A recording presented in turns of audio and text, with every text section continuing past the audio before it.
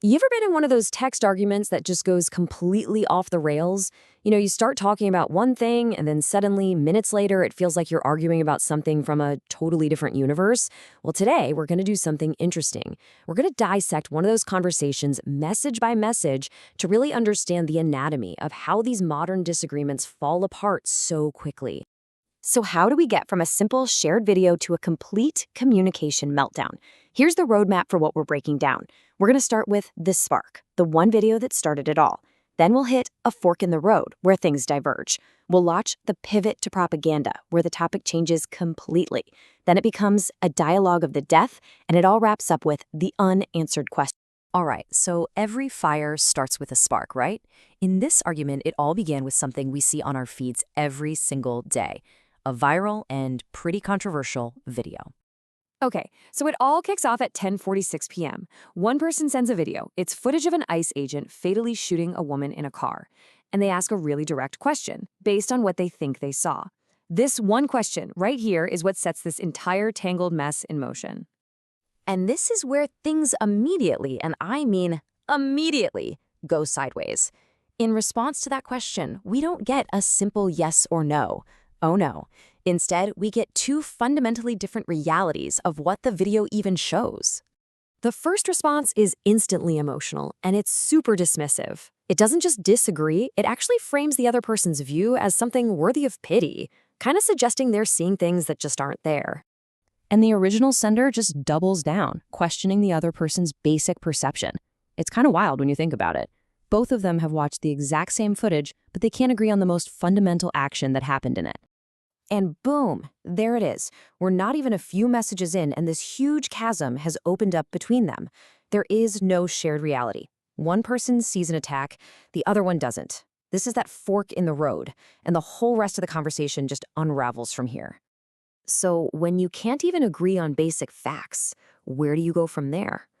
Well, in this case, one person makes a really fascinating move. They just abandon the argument about the video's content altogether and completely change the frame of the debate. And here's the pivot, right there in black and white. The speaker says it flat out, "I'm not interested in talking about that." The conversation is now about the abstract idea of propaganda.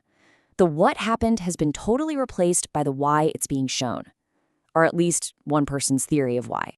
This raises a really key question for us as we're watching this unfold. What happens to a conversation when it shifts from a specific observable event to a huge abstract concept like propaganda? The goalposts have been completely moved. So, one person tries to ground this new topic, right? They offer a simple definition of propaganda. It's like an attempt to find some common ground, to build a new foundation for the discussion to stand on. But the other speaker, not interested in definitions. They use the idea of propaganda as a weapon, arguing the video itself is part of a Trump hate campaign. This is a huge shift. It takes the focus off the actions of the people in the video and puts it squarely on the supposed motives of the media showing the video. At this point, the original topic is just a distant memory. The conversation has entered a whole new phase, a classic dialogue of the deaf, where two people are talking, sure, but neither one is actually listening or even addressing the same subject anymore. And just look at how fast this thing escalates. We go from a sweeping, factually questionable claim about media ownership to a really specific counterexample, which is then just completely ignored in favor of an even bigger, more abstract accusation about globalists and communism. So in the middle of this downward spiral, one person makes this desperate attempt to pull the conversation back to its moral center. They try to return to the specific event, to their personal judgment of it. And they're saying, this is my view, separate from any media narrative. But it's just too late. The other person is in a completely different conversation at this point. While one is talking about the shooting, the other is now talking about former President Trump, bounties, and political hypocrisy. They're basically operating in two separate realities. This timeline really maps out the conversation's journey into what you could call the funnel of abstraction.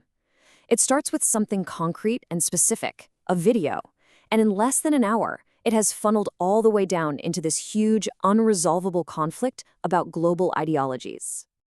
But through all these pivots and escalations, one person keeps trying to go back to the very beginning, back to that one simple question that was never actually answered.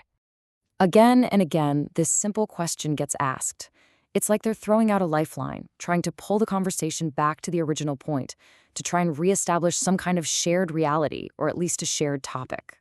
But the other person explicitly refuses to answer it. For them, the why and the how of the media's presentation have become way more important than the what of the event itself. Answering that direct question just isn't relevant anymore to the argument they want to have. And so after this whole back and forth, nothing gets resolved. The conversation just fizzles out. There's no conclusion, there's no compromise, and that very first question, the one that kicked this whole thing off, is just left hanging there, completely unanswered. And this all leaves us with a pretty provocative and maybe a little unsettling final thought. In an age where we can all watch the exact same video and walk away with completely different sets of facts, what common ground is even left for us to stand on? What's left to discuss?